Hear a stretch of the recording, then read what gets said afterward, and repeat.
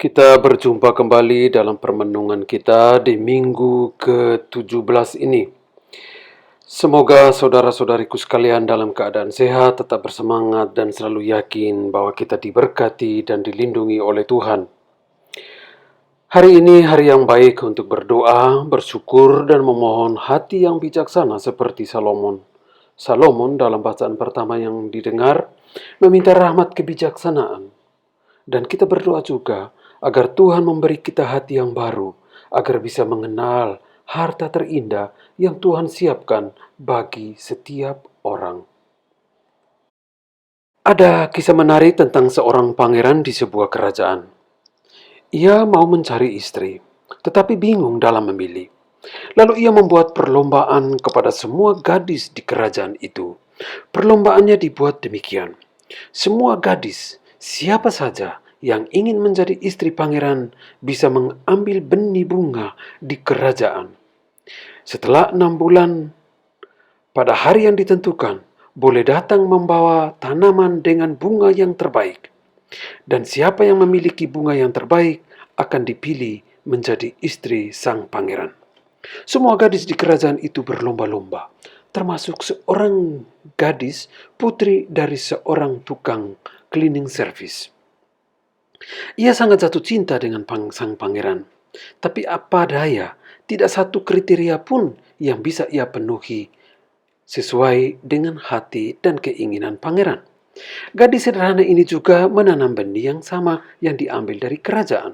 1 minggu berlalu, tidak tumbuh. 1 bulan berlalu juga sama. 3 bulan, tak ada tanda-tanda kehidupan. Namun ia tetap sabar menyiram.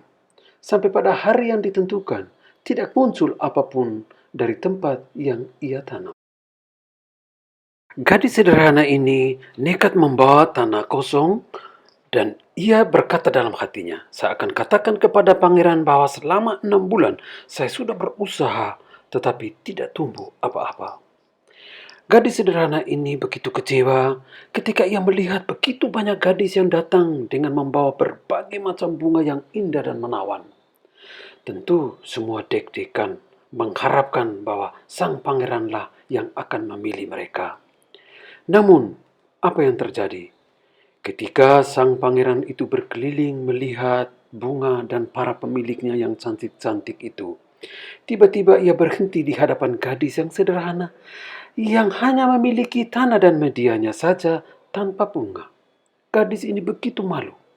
Namun tak disangka, sang pangeran memegang tangannya dan menuntunnya ke depan. Di hadapan begitu banyak gadis, pangeran itu berkata, saya memilih gadis ini menjadi istriku.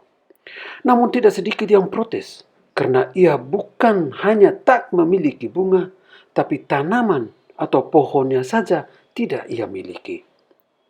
Tetapi di hadapan orang-orang yang protes itu, sang pangeran berkata, saya memilih dia karena dialah satu-satunya yang bekerja dengan hati. Ia jujur dan tulus. Karena supaya kamu tahu, semua benih yang diambil dari kerajaan ini memang sudah disteril. Sehingga bunga-bunga yang kamu bawakan dan yang ada di tangan kamu adalah hasil penipuan atas nama cinta. Dalam bacaan pertama, kita dengar Salomo mengakui dirinya tak mampu untuk memimpin. Tetapi dalam situasi seperti itu ia berdoa dan memohon kebijaksanaan. Dan Allah berkata kepadanya, sungguh, aku memberikan kepadamu hati yang penuh hikmat dan pengertian. Sehingga sebelum engkau tidak ada seorang pun seperti engkau. Dan sesudah engkau tidak akan bangkit seorang pun seperti engkau. Kebijaksanaan Salomo membuatnya menjadi orang pilihan Allah. Kebijaksanaan membuatnya mampu menemukan apa yang paling dibutuhkan hati manusia, siapapun dia. Hati yang baru, hati yang penuh hikmat, hati yang mampu membedakan mana yang baik dan buruk, hati yang mampu menentukan mana yang penting dan perlu diutamakan di dalam hidup. Ia memiliki hati yang baru untuk mampu memaafkan, mampu menerima, mampu mengakui kelebihan dan kekurangan diri. Yesus juga berbicara tentang kerajaan Allah dalam perumpamaan. Perumpamaan tentang harta karun yang tertanam di ladang, juga mutiara yang terpendam, dan hal kerajaan sorga itu seperti pukat untuk menangkap ikan-ikan.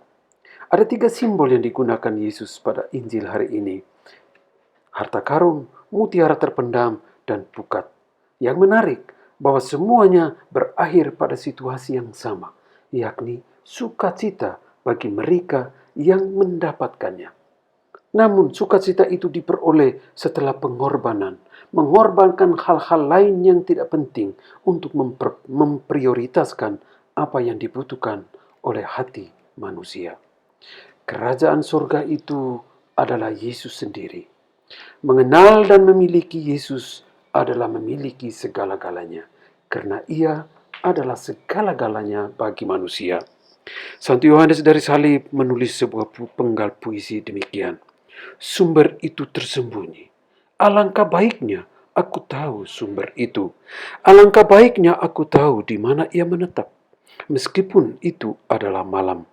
Aku tahu bahwa sumber-sumber aliran ini begitu melimpah ruah menyirami neraka, surga, dan manusia. Yohanes dari Salib mengakui, merasakan dan mengalami bahwa Kristus adalah segala-galanya. Mengenal Kristus adalah mengenal Allah dan mengenal segala-galanya yang paling dibutuhkan oleh manusia. Kerajaan Allah adalah berjumpa dan mengalami Allah. Mencari Allah adalah mencari apa yang penting dan terutama, agar semua yang lain ditambahkan kepada mereka yang mencari. Allah selalu memberi lebih dari apa yang kita minta. Yesuslah kerajaan itu. Ia adalah jalan, Ia adalah harta, Ia adalah mutiara, Ia adalah pukat yang ingin merangkul, ingin mengumpulkan semua orang, dan ingin menggembirakan hati dan meringankan langkah dalam mencari dan menemukan. Ia adalah sumber sukacita. Maka, memiliki hati yang jujur dan hikmat adalah pintu pertama dan utama menemukan mutiara dan kedamaian di dalam hidup ini. Kemuliaan kepada Bapa dan Putra dan Roh Kudus, seperti pada permulaan, sekarang, selalu, sepanjang segala abad. Amin. Kita mohon berkat Tuhan. Semoga saudara-saudariku sekalian, semua niat baik, senantiasa dibimbing, dilindungi dan diberkati oleh Allah yang Maha Kuasa, Bapa dan Putra dan Roh Kudus. Amin. Selamat berhari Minggu, Tuhan memberkati.